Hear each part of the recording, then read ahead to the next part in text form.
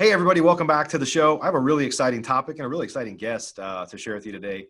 Mr. Jerry Green, we've been friends for a little while now. Been watching him for a long time. If you don't know Jerry, he is really focuses a lot of his attention on helping other real estate investors scale the way he has. He's scaled a business where he's doing 20, 25 deals a month, and he's been an investor for a long time now, 25 plus years. I don't have the date here in front of me, Jerry, but I know it's been a long time. All of us get in this business to be able to scale and run a business that doesn't require us to be involved every single day. And that is what we're going to talk about today. So you should listen in.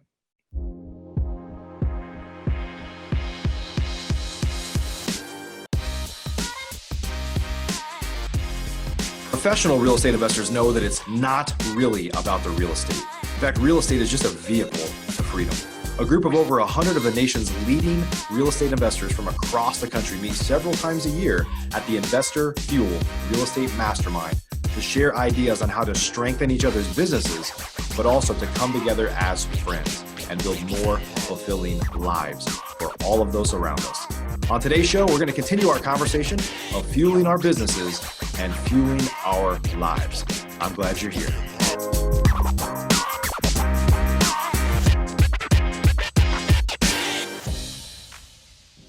Hey, Jerry, welcome to the show.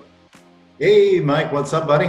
Yeah, glad to have you here. And honestly, I'm excited to talk about kind of scaling your business. You've done some amazing things. You've been through a bunch of cycles, and there's a lot of lessons learned. I've talked about this I've been investing for 12 years. A lot of people think that I'm a veteran, but nothing compared to you. And I know, I always say, hey, you can tell who you want to learn from by the number of kind of arrow wounds in their back. I know you've got some, my friend.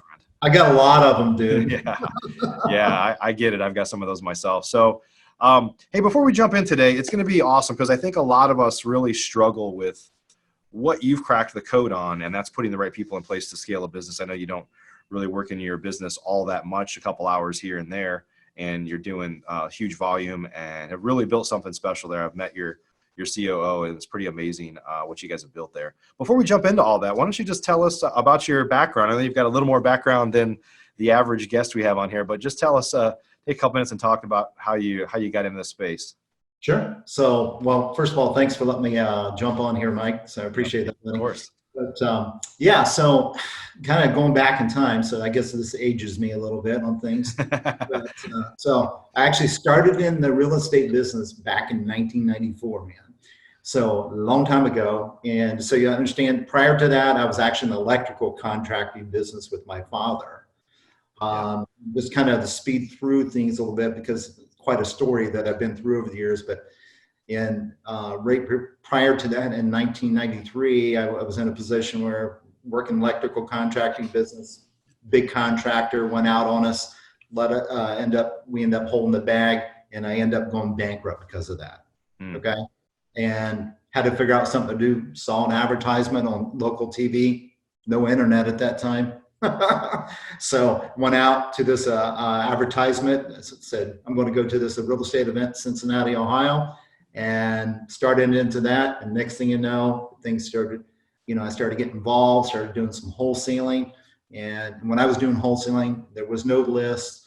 There was nothing like that whatsoever at all. It was out beating the streets. Yep. And really that's what I was doing. I was taking boards off of windows, going in homes. And that's what I was doing, dude. And I was just grinding in those areas. I continued to do that and grow that side of things. Got into fix and flipping because I thought that was the way the world was done in real estate. Fixing these properties and reselling them. Grew that side of things. Got it and really built that up tremendously. Had a lot of success in that. This was over in Springfield, Ohio. Okay. Where I lived first. Now I live in Germantown, Ohio, southwest of Dayton. And built that up, and then had a major personal tragedy in my life. And that story on things, but just for your guests that don't know, I went through a tremendous situation, lost my first wife to cancer right after the birth of our son. Yeah. It was shut down personally for almost 2 years and couldn't just try to get myself back functioning again because she worked in the business with me. I got to the point where I was starting to function again. I ended up getting married again, moved to Germantown where I live now, about an hour away from Springfield. Rebuilt it all up again, the business, but I went major on the rehab side. Mm. and had almost 14, 15 people working for me, 4 project managers. And I hated it, Mike. I hated it. And ended up going in and decided to clean house on that, get out of that. And then I said, and that, again, and I went through multiple market cycles here. Right. And I said, I had to figure out something to do this the right way. And then I started looking at something that I know we'll talk about. And I realized that at some point in time, I have to look at this and say, is this a business, or is this just something that it's a hobby or something like that? How can I truly create this into a business? And I started looking at systems, processes to back that up, people, and putting all those in place. And then what it's done is fast forward many years, man, it's got me to the point where I don't have to be involved in the daily boom, boom, boom all the time. I monitor that, and I'm able to do that on an average of about 2 to 3 hours a week. But my team does multiple deals every single month. And it's pretty amazing what we built. And my COO actually runs my company virtually in Ohio from New Mexico, man. Right. So that's kind of the 30,000 foot Yeah, view. I know that's high level. I know that's high level, but that's what we all want. We all get in this business to have something that'll help us live a lifestyle we want and have control of our time and all that. And then truthfully, very few make it to that point. Many are trapped in a high paying job, even if they're successful. I mean, people that might be making millions of dollars, but they still are the key component where if something happens to them, the business suffers, right? And that's just that's not a real business ultimately. And I'm not saying that we're all there or you should be there, but you should aspire to get there for sure. Oh, I agree with you, man. Yeah. Awesome. So let's talk about kind of the I know you and I have talked about this a little bit, like, just, do you feel like you're just chasing deals? Like what's kind of the case for scaling? Because I think you would agree with this, like, well, people need to do some self-searching and say, well, what is it that you want? Because not everybody wants to be you or me, or some people even want to be themselves, right? But you have to kind of search inside and say, well, what is it why am I doing this in the first place, and what do I want out of it, right? Yeah, 100%. I think that's really one of the key questions. Is, first of all, I think it's come down to what I always refer to as, like when I work with students and mine and stuff, is like awareness. Okay, first of all, get the awareness of really what's going on and what you really want from this. Right. This business. And really, ultimately, not only that, is really what the lifestyle you want. Okay. Sure. And that's the key thing, man, is going in deeper than that, because as well as I do, the business is just a business. Okay. Right. We can create multiple businesses going on, but the key is really what is it that you want personally from that. Okay. Right. And so that's something that I found to be so important on things. And what I watched was not only my own life, but as I work with others too, it's like I see all these people getting in the position where that, I'll look at things, Mike, and they'll be chasing deals. And what I call, really, I always look at it kind of as a professional deal chaser. Okay. Yep. And they do that. But what happens, and I understand that when you're starting up, you're doing that, you're making that happen. But the problem is people get stuck in that rut. And I don't know what it is. It seems like more with real estate, it's more than other businesses. And I think it's because real estate, a lot of people we talk to, they take real estate, and real estate is a little more personal than it is like with a cell phone or something. Okay. Sure. So I'm plugging the investor if you Yeah, want. you got the pop sign. I've got one of those too on the back of my phone. So cool. But I think that I see people, they get caught up in that, and here they are 10, 15 years later. And an example I use a lot of times, Mike, is I'll see people going out and they're collecting their own rent. Okay. So they're driving around getting rent from their tenants. And I think, you guys think about this. Does the bank come and collect your mortgage payment? Exactly. Okay. And it's like, but you see this type of stuff happen. And then, like I say, just with real estate, it's like it's more of a personal thing. So they think they have to be involved with that so much. And it just controls them to the point where they never look at it any different than that. And right. Yeah, I think it's a lot of people they kind of live deal to deal, right? Like you make some money, and a lot of people then need that to live on, or they feel like they do, or they're like, oh, I made some money, let me go get a toy or whatever it might be. You might have legitimate expenses too, no doubt about it. But unless you kind of plow that back into the business so that you can keep levering up, uh, your, by the way, there's somebody working on my roof, so if you guys hear this loud noise, I apologize for that. It just started a few minutes ago. Um, but people don't leverage that into something bigger to kind of, proverbially play with the house's money, right? You got to get to a point to where you can afford to hire people, you can afford to spend more money on advertising. And most people get a deal, but they have the scarcity mindset, like, well, that was a really good one, but who knows when I'll get my next one. So they just kind of squirrel it away and try to stay small. And Yep. yeah. No, I agree with you, man. And what I see is, I think a big changing point for me on things, Mike, was when I started looking at this and said, okay, really, I always use this kind of as an example. I draw a line down a piece of paper in the center of it. One side I put real estate, the other side I put business. And the problem is, most of us, what we do is we get caught up in the real estate side and spend our entire careers on that side of things.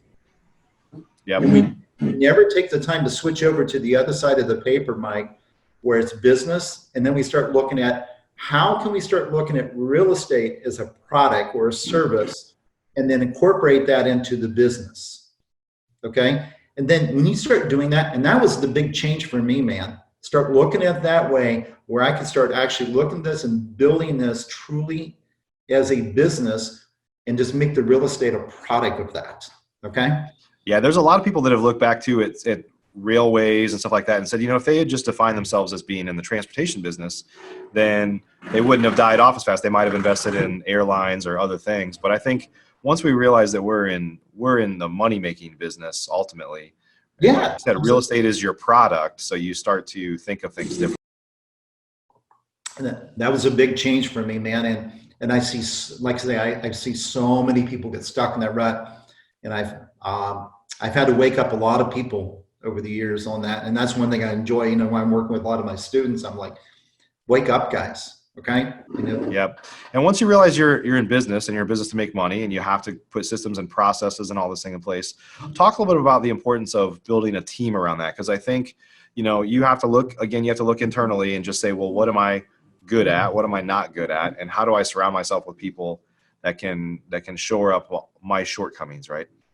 Yeah, that is huge, man. I think, Mike, if I go back and I look at things, for the longest time, man, it was all about Jerry. Okay. And what I mean by that was I'm not trying to do it on ego side. It was more of, I didn't think anybody could do it better than me. So I felt that if I didn't do it, it wouldn't get done. And I mean, it even come down to the copying machine in the office. Okay. I mean, it was that bad. It was that point where everything was about me. And one of the interesting things on this too, Mike, just looking at this, one thing I realized was, and I see this happen a lot of people, was I saw myself in this position. Here I was up here doing all these activities, and all these activities were feeding a team that was riding a wave from my activities. And I thought, well, wait a minute here. What happens if I stop all these activities? They don't get fed. And in the business supposed to be where I have people doing activities, and then it produces income in the business and feeds me. And then I monitor this. So I had it all in reverse. So I had to start thinking differently. So when I started thinking differently, when it comes to the people side, one of the big things I realized was the people that I had built when I, shared my story there a little bit. I built all these people that were riding the wave. So when I tried to change that, there was a lot of friction. And I thought, wow, all this friction came in, and they were like, even to the point where I got questions. Well, Jerry, if I'm going to do all this, what are you going to do? And I'm like, it's my company, And so it was a major change in my thinking and the way I do business. But what happened on it, Mike, was I started looking at this and I said, okay, so how can I really start looking at things differently? And one of the key things I think that I got out of this was, one is start bringing people in that we hire, and we start looking at them where we're looking and hiring them based upon our core values and not what theirs are. Okay, now the thing is, I respect their core values, but ultimately when they're working for us, it's our company, it's our core values. Instead, I used to bring it in where I just hire them based upon skills. Right. And now what we look at is hiring them based upon the core values that we have in our company and our culture. And then we know we can train them on skills. And it was really a game changer. Then the other side of thing that I think was a huge component for us too, is not having people wearing multiple hats in regard to, we have people wearing multiple hats, and that's normal in small business. But when you have multiple people wearing the same hats, okay? So now what we're doing is if we look at it more in an accountability chart, that was a big problem for me because I would create, problems with clarity. So I would have 2-3 people in the same box, and who owned it? That was the question. So we would have a meeting, and then in the meeting would go like, why isn't this not done? I don't know. Jimmy was supposed to do it. No, Susie was supposed to do it. It was never any ownership of that. So we cut that out and created really people owning their box, even though they might be in multiple boxes. If their name's in there, they own that box. Okay. Yep. And that's a big game changer on that side of things, Mike. That's great. How do you build a culture around you people, especially in small business, respecting that you don't have an active day-to-day role, or you should, as the owner, you shouldn't, and there's nothing wrong with that. But I know some of it was maybe some of those people didn't make the transition to the new business. But how do you set that expectation? Because a lot of people assume, well, I'm making all the money, and I mean, he's making all the money and I'm doing all the work. Like, how do you wrap that into your culture in a small business where there's usually limited resources anyway? Yeah, that's a great question on things. And to me, it really comes down to how you share the vision with the team right from the beginning. Okay. And I used to be in a position where I never even shared the vision with the team, and I was very secretive about things. So what I've learned to change that was be very open, share the vision. And what I looked at is actually the more that I share like that, and they start to understand what my abilities are of being a leader and what I can do, and that if I'm involved in all these other areas, I really create more conflict. Okay. So I think what we do by doing that is really just opening up and sharing, and what your unique abilities are is how people start to respect you to be a leader and not being involved in every area. I think what happens is when you're in a position where you come from, when you not being a leader, but you try to come in from being a boss, and as being a boss, it's like, you do it this way. It's more of a dictatorship. You do it this way. You do it this way. What happens is then they get to the point where they're looking at you like, well, if you want it done better, you can do it yourself. Okay. And that's where most people jump in on it, and just kind of, it starts recirculating over and over again, and you feed off of that. Okay. You think about it kind of this way too, Mike. It's like, if you're a coach on a basketball team, what happens is, the more you steal the ball from them, if you go in and you're trying to work with the team, but you keep stealing the ball from them, then that has a negative effect on things, because ultimately you think you're helping them. Really what you're doing is hurting them. And the more you can actually be the coach and be back, then they're going to realize really that is your unique ability. And then they respect you being back in that position versus being in the game all the time. Yeah, and some of it too has to do with having a scorecard for people, right? Like my guess is you care a lot less about how they get things done versus do they perform what they need to perform, right? 100%. And so a big thing on that, Mike, is the accountability piece, man. Okay. So we're looking at, for example, so the way we operate is every single morning, Ashley gets on a Zoom meeting with her team. Okay. And it happens at 9:30 every single morning, Eastern Standard Time. They get on, and they're on there for about 20 minutes. And what it is basically what we call our pulse meetings. Some people call it huddle meetings. And what it is, and then we have a daily KPI tracker on things, okay? And each team member has a section on there that numbers have to be in the night before. And then they go down and they just report on that. So it's like acquisitions 1, acquisitions 2, acquisitions 3, boom, boom, boom, boom. Everybody reports on that. And they have a series of numbers that they report on. And then we go down that, like dispo side of things, even to the point of admin. So a lot of people say, how do you measure that? Well, we have task open, task closed, task completed, you know, those type of things. And even Ashley's side of things, the COO, she reports on revenue for the week, revenue for the month to date, projected revenue. And we go through that. And now I'm not on them anymore. I used to be on them stuff, Mike, but I got fired from that. So, and but that's how you do, you create that accountability. So when you're doing that, you set that up where you set the expectations from the beginning, and then you measure those results through numbers, metrics, and you create accountability that way. And by doing that, you can operate from anywhere. So. Yeah. Plus people start to self-manage, right? They don't, it's not like, have you been working hard? Well, yeah, everybody works hard, but are you delivering? Like, this is your expectation, is to have this unit of these things or this amount of revenue or whatever. And it's black and white. It's like yes or no, right? Sorry, I'm muting myself out here a little bit because these guys are going down on our roof. So go ahead, Jerry. No, I was saying one thing, Mike, that I've learned, and this is something I share to, you know, especially when like in my events and stuff like that, I always tell people, I'll say, look, there's one question that you need to lay out there to your team, even to yourself.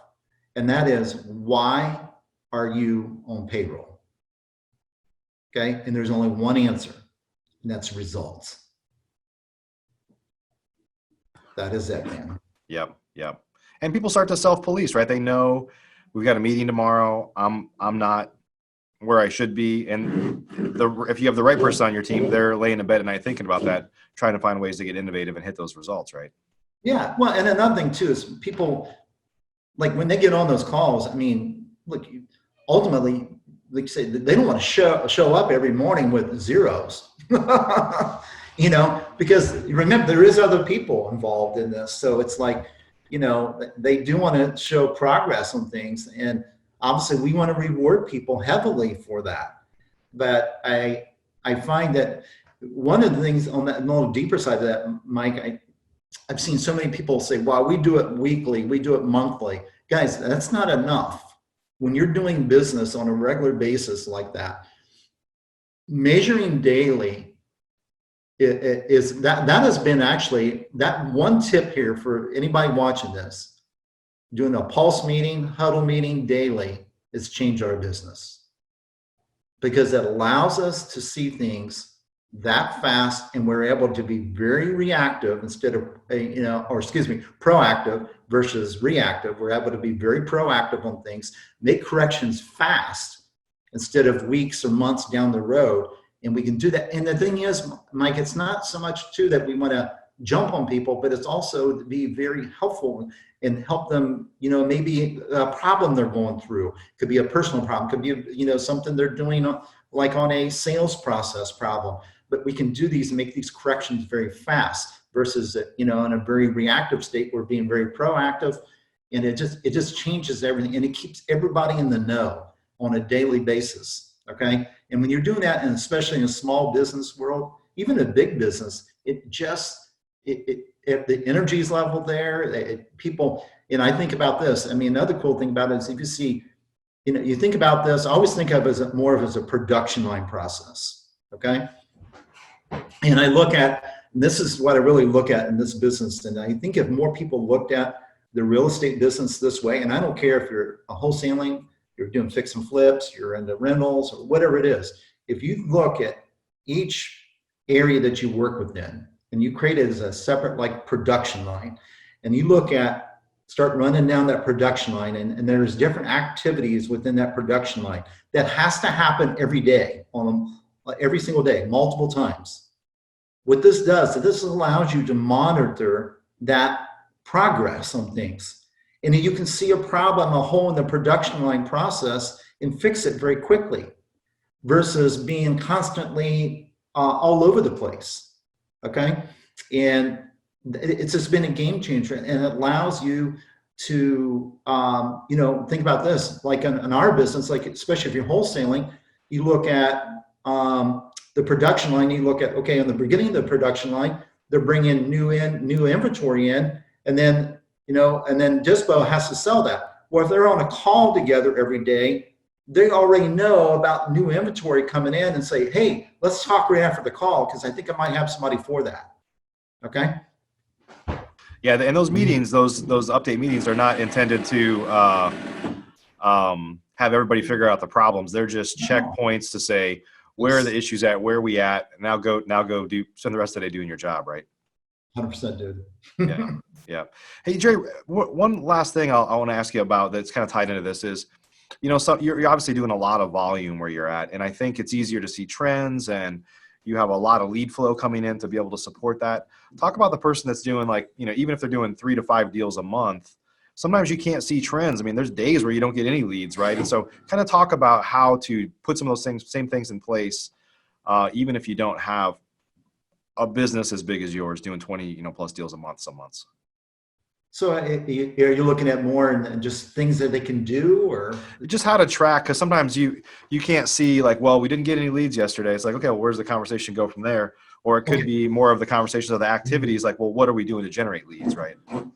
Yeah, I love that. So this kind of goes back to what I was talking about a little bit on the production line side of things. So perfect example of this. So when I do this, I do this 2-day event where it's Think and Grow Your Business. And it's about building and scaling your real estate business.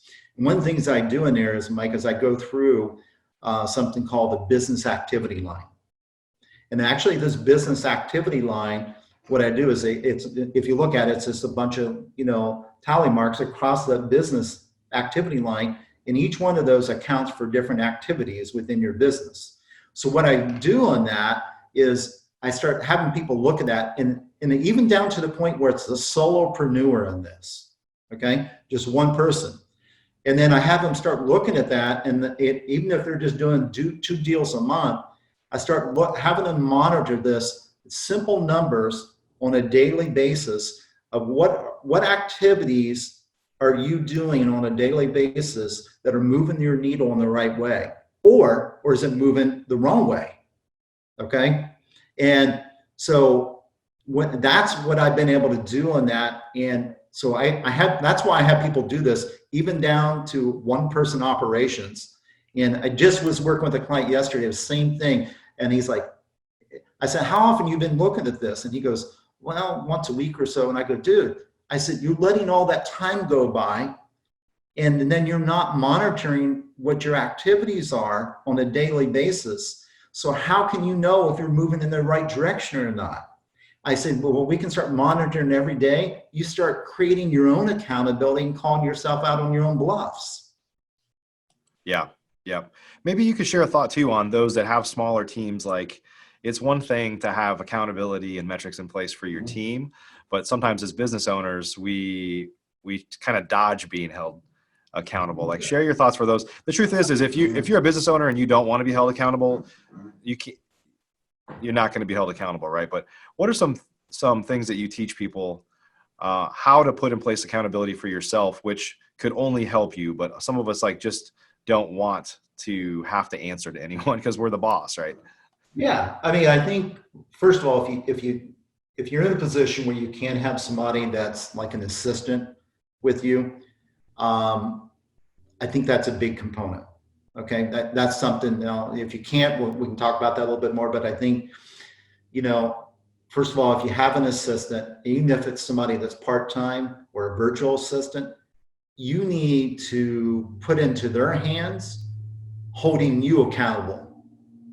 And that is making sure you show up to appointments that you have, even if its appointment is just between you two, or the appointment is with yourself, okay? To make sure you're doing that. So these are little things that I recommend on that. Is you've got to create that accountability either through someone else helping you on that side of things, or if you're doing it yourself and it's just you and you're out there and you're a new investor and you just want to make sure you're doing certain tasks. Well, what I highly recommend, and this is some old school stuff on this, Mike, but I do it to this day, and I've been using this for over 15 years, is just a planner, okay? But time blocking, dude, time blocking, that side of things. And here's one thing I always look at on this is people amaze me, and you think about this, man. So if we have a doctor's appointment, we're going to take time and we're going to go to that appointment,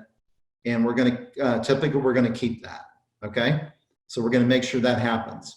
But we'll set an appointment with ourselves and we'll just blow right off, blow the whole thing off, and won't keep that. So you've got to be in a position where you start creating that accountability for yourself. And one, I think working from a planner, time blocking, that side of things, and then also setting up where you can create, even if you don't have an assistant, some type of accountability partner that you can work with. For sure, yeah. And make sure that you're sticking to those appointments that you set for yourself. And that appointment might be something in regards to number of calls you're making or follow-up or something like that. I'll tell you, one of the things that, Mike, I always think back, I had a privilege of working with, and I know you heard Brian Tracy. Yeah. Okay. And I had a privilege of working with him for about a year in San Diego. And, you know, he's really big into all those type of things, efficiencies and everything. And one of the best things I ever did was really learn some real practical things. And his one little book, it's called Eat That Frog. And just applying that, and that's something that I think everybody should get that listens to this. And just a little book there, but it's little paperback, but putting those disciplines in your life. And first thing you start off in the morning is bite the head off of the frog you don't want to bite the head off of. And that's the most difficult task. Get that done. And then, you know, and then time blocking yourself on things. And today too, I mean, there's so many different apps you can use on that side of things too. For sure, yeah. A lot of great apps out there. But those are a couple tips on that side of things. Cool. Brother there. So, well, Jerry, great information here. I want to just a couple more things here before we go. First off, you've been a member of Investor Fuel for a couple meetings now, I guess maybe 5 or 6 months now. Would you mind just kind of sharing? You're an old dog. You've been doing this for a long time. You've seen everything. I think we have something a little bit special with Investor Fuel. But would you mind just kind of sharing your experience of being a member of the group so far? Yeah. Look, I can say this. Okay, is Mike? I have been around in the real estate business itself for going on 26 years. On top of that, I've been around trainings and stuff for the equal amount of time. Okay. And what's interesting is, and you know this, man, too, is I've seen so many groups you get involved with it. And there's a lot of good groups out there, but I see so many of them that are so involved in the ego side of things. Okay. And, you know, what I call the chest pounding thing, and who's better here and who's better here and stuff. And it was really refreshing. And I, as you know too, Ashley, my COO, came to the last one. It was really refreshing, and she saw the same thing, to come into your group where everybody's not that way. It's just a bunch of people that really care, down to earth, and it's a total different environment on things, man. And it's to me, what you've created through Investor Fuel is something unique that has been needed in this space for a long time, man. And I'm just proud to be part of it, and I love sharing with other people, man. So awesome. I appreciate you there. You've been a big giver. I know you even were awarded by your fellow members at the last meeting the biggest giver award. Something we do is we give out these medals or other awards for being a biggest giver, because we've kind of created this culture. You know, we've tried hard to create this culture of people that come in and they feel like they've been given so much that they want to give back, and they just kind of continue with sharing. So appreciate you for that, my friend. Oh yeah, absolutely, man. Awesome. Happy to do that. So happy to have you as a member. So let's talk a little bit about how folks might get a hold of you if they want to learn more. I know you have some education where you teach experienced investors how to scale their business. And if folks wanted to reach out and learn more about you or what you've got going on, where would they go? Well, a couple good places to go. First of all is, you can always connect with me on Facebook. Now my personal page is, I'm getting to the point where I'm almost full on my friends on that, but I have a business page. It is Jerry Green. I can go in there. Obviously you can like that. Follow me on Instagram too. Instagram, I'm trying to really grow that side of things. And that's the Jerry Green. Okay. And then also, Mike, I have a website, and the website is called thejerrygreen.com. And you can go right in there, guys. Connect with me on that. Mike and I do a couple different events. I got one coming up here at the end of March, the 30th, I think it is, and 31st in Indianapolis, 2-day event. And it's all about what we just talked about today, how real estate investors that are doing a couple deals a month can come in, learn my systems. I just opened up the door to my 20-some years of business, and you just take it and mirror that and basically build and scale your business based upon my model. So That's awesome. That's awesome. We'll have links for all that stuff down below here. So appreciate you joining us today, my friend. hey, likewise, buddy, and thanks for having me on, Mike. And Absolutely. it's talking to you. And if you ever need, whatever you need, you let me know too. Okay. I will. Everybody, thanks for joining us today. Sorry, I got this background noise. There's like a war going on my roof here that popped up as soon as we started the show, of course. But anyway, appreciate you for joining us today. If you haven't yet subscribed to us on iTunes, Stitcher Radio, Google Play, watching us on YouTube, anywhere out there, wherever you're watching it right now, if you haven't subscribed, go ahead and do that. We'd appreciate it. Leave a positive review if you got some value today. That's kind of the energy that keeps guys like Jerry and I going. We want to know that we're making an impact, or we're really helping people. Sometimes you question, is anybody even listening to this? Like, we see thousands of download stats, or tens of thousands of download stats, but that feedback of a little inspiration that we help somebody goes a long way. So we'd appreciate that. Until the next episode, everybody, we'll see you on the next one. Take care. Are you an active real estate investor? If so, and you want to latch on to the power of surrounding yourself with over 100 of the nation's leading real estate investors, all committed to building stronger businesses and living richer, fuller lives, you should jump on a call with us to learn more about Investor Fuel. Simply visit investorfuel.com to get started.